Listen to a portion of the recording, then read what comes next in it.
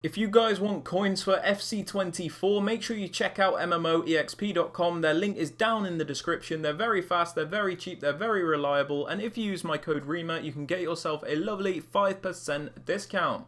So what's up guys, it's Ash here and welcome back to a brand new video on the channel. In today's video guys, we do have my updated 442 custom tactics and player instructions to help you out in FC24, whether it is in Rivals or FUT Champions, whatever you need essentially. The 442, a very direct and a very balanced formation, good pretty much every year. It's good in both the defense with those four midfielders, and it's good in the attack as well with those right mid and left mid joining the attack, and those two strikers and even the fullbacks if you like. It's just a very all-round formation in my opinion. And yeah, with all that aside guys, let's get right into the video. I hope you enjoy, and yeah, let's go. Okay then guys, so starting off with the tactics for today's video. For the defensive style, we have it unbalanced as always, as it does give you the best control over your defense. When you want to press, you can. When you want to drop off and maybe be a bit more passive, you can also do that. When it comes to applying pressure, you can use these tactics if you like the constant press or the press after possession loss, but I'd advise something else in a moment. For the defensive width guys, there's not really a specific number you need to use, but I'd advise anywhere between 40 and 50, as it keeps your defense in a nice narrow and compact shape to block out all those attacks through the middle. The reason I don't suggest going below 40 is because you still need to have good coverage of the wider areas to block out those attacks down the wing. So you want to be narrow, but not too narrow. Now for the depth guys, this is what I was on about when it comes to pressure. Now if you're one of these people that likes pressure tactics, I would just advise using 71 depth, because your team automatically presses very high up the pitch, and you don't really get much of a stamina drain, and it is very overpowered. It makes it difficult for your opponent to play through the middle of you. So yeah, if you like pressure, I would advise 71 depth, as it's probably the best for you. If you're somebody like me that likes having that higher defensive line but doesn't like that automatic press all the time, I would advise something like 65 or even 60, because you still have that higher line, but you have more control over when you press. There's no real specific depth you need to use though. If you want to make it lower because you're more comfortable with that, that's absolutely fine. So just pick something that you like. Moving on to the build-up play guys, I always suggest having this on balance regardless of the type of build-up you use. The reason for this is because it is the most consistent way to build up. Now if you look at these settings like slow build-up or fast build-up, for example slow build-up, you'd think this would be really good for building up slowly, but it's not. It just makes the AI move really slowly, not in a good way. So this is pretty much useless, as it just completely slows you down and your players don't move at all. Fast build-up, your players just move all over the place, but not in a good way either. It's a bit chaotic. So balance is the best to go with, because it just seems to give you the best AI movements. Now for the chance creation guys, I'd always advise direct passing, as it is by far the most meta.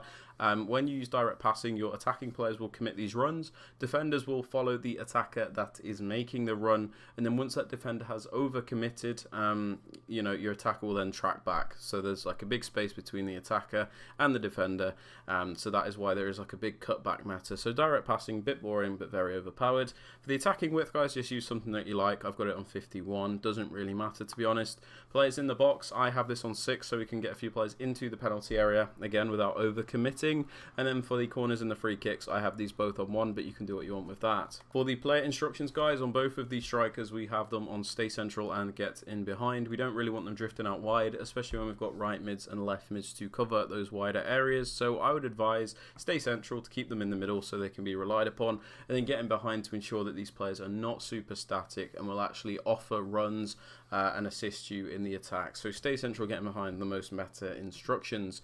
For the right mid and the left mid guys, I have them on cut inside, getting behind and get into the box across. Cut inside's a really good attacking AI movement that I like. Your attackers will start out in the wide positions and then make the more transitional runs into, they'll make these diagonal transitional runs into the central areas to, where you can play a through ball to them, or they'll get more involved in the narrow area, so you can finish the ball with them or whatever. I like cut inside, you guys might not, and that is fine. We also have them on get in behind, so they obviously use their pace to get in behind. These players can be very static on mixed attack or balanced support even, because they are left mids and right mids as opposed to wingers. Their default mentality can be a little bit static on balance, so getting behind is the best way to go. And then get into the box for cross, so these players do not hesitate in getting into the penalty area, guys. Now for the left centre mid, guys, he's a more like defensive minded midfielder. So on this player, we just have him on stay back and cover centre. Pretty self-explanatory. We don't want him flying forward if he is a more defensive minded midfielder, and then cover centre so that he will primarily cover the middle areas, as we do have the left mid and the right mid to cover those wings. Moving on to the right centre mid, guys, we're using a more box-to-box style player in Hullet, so somebody that will attack and defend and have a bit of a free roll. So we kind of just let them do what they want, let them cook, let them do whatever they need, and then just pop them on cover centre. For the fullbacks, guys, whichever one is your most attacking one, in my case it's the right back, doesn't really matter. Pop them on balanced overlap. This is to give you that extra width, and it's especially useful since we have the right mid and left mid on cut inside. So the right mid will, for example, in this case, will, you know, they'll run into the more narrow positions when we're on the attack, leaving space for this fullback to overlap and re-add that extra width and give us a different angle. So it gives you, like the way this sets up, it gives you a lot of players in the narrow areas and also gives you a wide option as well, which is really nice.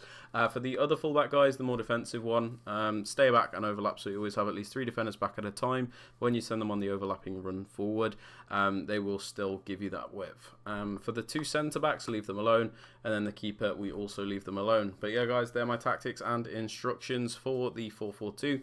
If you guys have enjoyed or found it useful, please be sure to drop it a like, sub to the channel if you are new, and don't forget to turn on those notifications. And with all that aside, guys, I hope you have a fantastic rest of your day, and I'll catch you all in the next video. Peace out, guys. Take care.